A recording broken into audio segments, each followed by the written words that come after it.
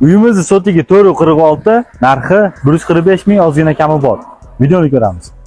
Assalomu alaykum, Bozor O'sha Realtors agensiyasining kuzatuvchilari. Bugun biz sizlar bilan O'sha shaharning sentridamiz. Ya'ni Shahid TV tomonlaridamiz do'stlar.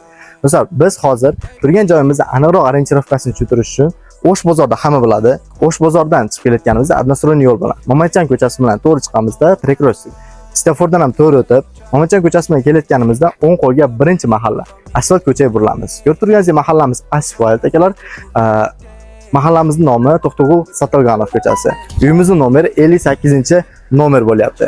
Uyimizga kirishdan oldin kommunikatsiyalar haqida gapirib o'tmoqchiman. Kommunikatsiyalar bu yerdan suv, svet, gazlardan problemasi yo'q. Kanalizatsiya keladigan bo'lsak, mahallaga o'sha lyuk kelgan kanalizatsiyani uyni ichki qismiga ulashlik qolgan xolos. Endi biz sizlar bilan birgalashib uyimizning ichki qismlarini ko'rib chiqishga harakat qilamiz. Qani, ketdik. Xo'p, akalar, uyimizning ichki qismiga ham kirib oldik. Ko'rib turganlaringdek, bu yerimiz keng darvozaxonamiz. Ikkita mashina sig'ar ekan. Stollarni qo'yib qo'yibdi. So'rimiz. Mana konditsionerni ham olib qo'ysak, konditsionerlari bor ekan. Xo'p, davom etamiz. Bu yerimiz agorod zonamiz bo'lib qolyapti. Agorod zonada mevali daraxtlarimizda giloslarimiz bor ekan. Xurmo, anjir, grantlarni ko'rib turibsizlar. Bu yerda suvdan problema yo'q. Uy ichlariga olib kirilgan ekan. Uyimiz ofis 6 xonadan iborat. Bu yerimizda ikkita xona bor ekan. Qani ko'rib turganlaringdek, uyimiz 2 xona, old ayvonchasi bilan.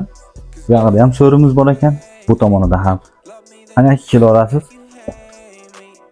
Mana bu yerimiz mana ixchamgina zal qilib qo'yibdi, kichkinagina zal. Hozirgi holatda zal. Xo'p, bu yerdan chiqamizda ikkinchi xonamizni ko'rib chiqamiz.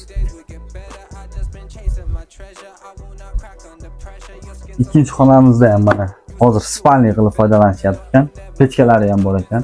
Bu xonadan yoqsak, narigi xonamiz ham misillik ekan. Konditsionerlari ko'rsatib o'tdik. Bu xonamizga kirgan ekan. Do'stlar, ekrandan uzoqlashmaymiz. Biz xonalarimizni ko'rishga davom etamiz.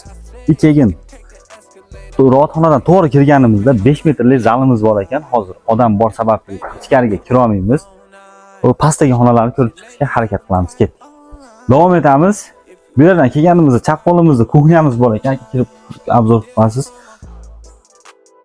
Gazda mana ovqatlarimiz pishyapti ekan. Chiqqanimizda chap qo'lda ikkita xonamiz bor ekan. Ya'ni bu xonadan u xonaga o'tadigan.